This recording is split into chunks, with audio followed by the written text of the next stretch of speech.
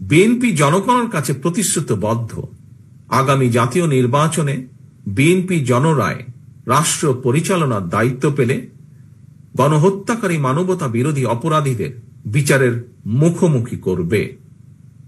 অন্তর্বর্তীকালীন সরকারের প্রতি আহ্বান, সারা দেশে গণহত্যাকারীদের দোসর মাফিয়া চক্রকে পুনর্বাসনের স্থানীয় নির্বাচন অনুষ্ঠানের পরিকল্পনা থেকে সরে আসুন।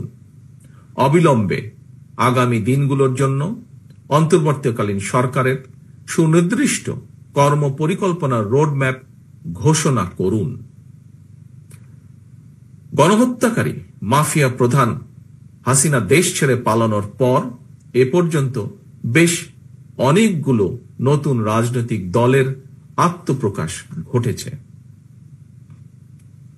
বহুদলীয় গণতন্ত্রে বিশ্বাসী বিএনপি সকল নতুন রাজনৈতিক দল ও সংগঠনকে স্বাগত জানায়, তবে নির্বাচনের মাধ্যমে গ্রহণ কিংবা বর্জনের চূড়ান্ত সিদ্ধান্ত জানাবে জনগণ। সুতরাং প্রতিটি দলের অংশগ্রহণ একটি অবাধ ও সুষ্ঠু নির্বাচন, জাতীয় নির্বাচন অনুষ্ঠানের লক্ষ্যে সবার আগে নির্বাচন কমিশনকে প্রস্তুত রাখতে হবে। দেশে একটি অবাধ এবং সুষ্ঠু নির্বাচন অনুষ্ঠানের জন্য নিরপেক্ষতাই হচ্ছে অন্তর্বর্তীকালীন সরকারের সবচেয়ে বড় পুঁজি। কিন্তু সরকারের নিরপেক্ষতা নিয়ে ইতিমধ্যেই জনমনে সন্দেহ, সংশয় সৃষ্টি হয়েছে।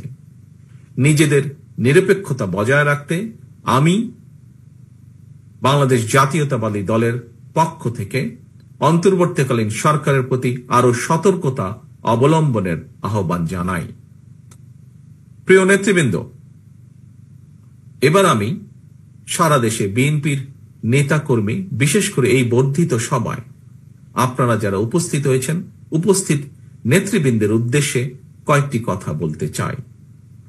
দীর্ঘদিন থেকে আমি আপনাদের কাছে শারীরিকভাবে দূরে থাকলেও যোগাযোগ এবং কর্ম পরিকল্পনার মাধ্যমে আমি কখনোই আপনাদের কাছ থেকে দূরত্ব অনুভব করিনি। আমার মনে হয় এখানে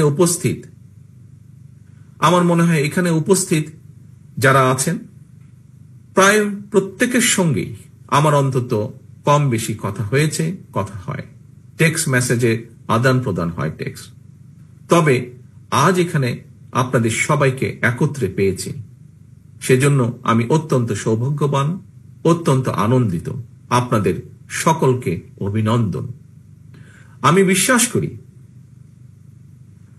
বিশ্বাস করি যে দলে আপনাদের মতন ত্যাগী এবং সাহসী নেতাকর্মী রয়েছেন, সেই দলকে কোনো স্বৈরাচারী দমিয়ে রাখতে পারে না।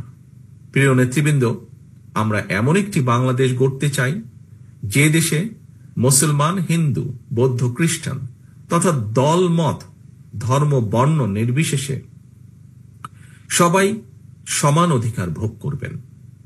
৫৫,০০০ বর্গমাইলের এই বাংলাদেশ ভূখণ্ডে বসবাসকারী আমাদের সকলেরই একটি পরিচয়, আমরা বাংলাদেশী।